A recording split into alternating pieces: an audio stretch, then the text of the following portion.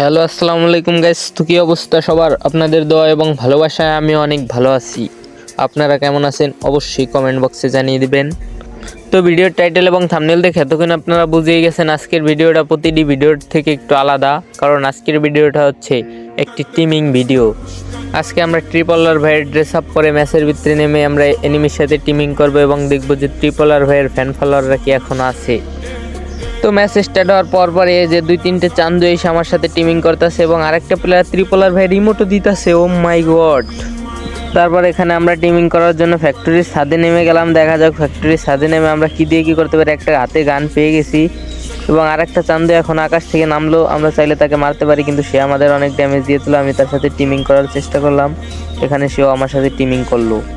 তারপরে এখান থেকে আমরা নিচে আমার প্লেয়ারের সাথে নেমে গেলাম। নেমে আরেকটা প্লেয়ারকে দেখলাম, তার সাথে এখানে আমরা টিমিং করার চেষ্টা করলাম, বাট সে আমাদের সাথে টিমিং করতেছিল না। তাই আমি তার সাথে আবারও টিমিং করার চেষ্টা করলাম, বাট সে আমাকে মেরে দিল। তারপর আমরা আকাশ থেকে নামলাম। ফার্স্টে যে প্লেয়ারের সাথে আমরা টিমিং করছিলাম সেই প্লেয়ারের সাথে ঘোরাঘুরি করলাম এবং আরেকটা প্লেয়ারের সাথে টিমিং করার চেষ্টা করলাম, বাট সে গাড়ি থেকে নামলো না। সে হয়তো ভাবছে যে আমরা তার সাথে টিমিং করে মেরে দিব তাকে। তারপর এখানে আরেকটা প্লেয়ার ছিল যে কিনা আমার টিমিং করা প্লেয়ারের উপরে হামলা চালায়। তারপর সে তাকে অনেকগুলো ড্যামেজ দিয়ে দেয় এবং আমিও তাকে অনেকগুলো ড্যামেজ দিয়ে দিই। এখানে গ্রেনেড মারামারি হয়, দেখা যাক কী দিয়ে কী করতে পারি। তাকে আমি ফুল ড্যামেজ দিয়ে দিছি, বাট দুঃখের বিষয় হলো সে আমার টিমিং করা প্লেয়ারটিরও মাইরে দিছে। তারপর কিছু দূর হাঁটাহাঁটি করার পর আরেকটা প্লেয়ার আমার সামনে বাদলো, তার সাথে টিমিং করার চেষ্টা করলাম, বাট সে কিছুতে আমাদের সাথে টিমিং করতেছিল না। তাই তাকে আমরা মারার সিদ্ধান্ত নিলাম এবং একটা হেডশট মেরে দিলাম। তারপর দুই তিনটা মিনি লঞ্চারের অ্যামো মেরে তাকে আমরা এখানে কনফার্ম করে দিলাম এবং তাকে হালকা পাতলা একটি ইমোট দেখালাম।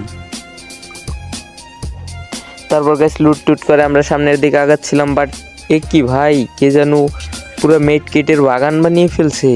তো তার সাথে আমরা টিমিং করার চেষ্টা করলাম, দেখা যাক সে আমাদের সাথে কি করে। তাকে তো আমরা চাইলে মারতে পারতাম পিছন দিয়ে গিয়ে, তাকে আমরা মারলাম না। দেখা যাক সে আমাদের সাথে কি করে।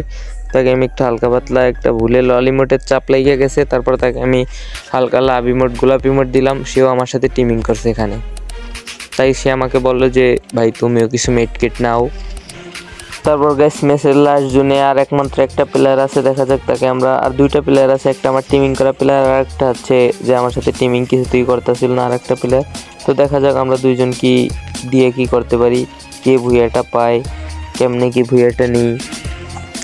তো এখান থেকে আমি প্রায় অনেক দূর লুট করে অনেকগুলো সুপার মেড কিট নিয়ে নিলাম। তো দেখা যাক সে এখন আমাদের সাথে কি দিয়ে কি করবে, আমাদের ভুইয়ার দিবে কি দিবে না। এখানে আমার কাছে 4টা সুপার মেড কিট আছে। তারপর লুট বক্স থেকে আরও 9টা সুপার মেড কিট ছিল। পুরো 9টা সুপার মেড কিট আমি এখান থেকে নিয়ে নিয়েছি, অ্যামোগুলো সব ফালাই দিয়েছি, কারণ জানি সে আমার সাথে ফাইট করবে না।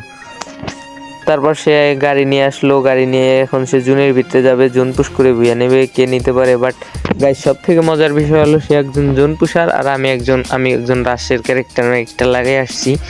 তো মেইন বিষয় হচ্ছে যে সে জোন পুষার হয়ে কি আমার সাথে এখানে ভুইয়াটা নিতে পারবে। তো দেখেন যে কি ভুইয়া ওটা পায় আর কে না পায়। তারপর গাইস আমি এখানে একের পর এক সুপার মেড কিট মারতেছিলাম, বাট এখানে আমার সুপার মেড কিটের কাজ হলো না। এখানে আমিও গাড়ি থেকে পড়ে গেলাম এবং ইনজেকশন মারতে মারতে সেও শেষ। জয় বাংলা, জয় বঙ্গবন্ধু। আমি এখানে ভুইয়া পেয়ে গেলাম।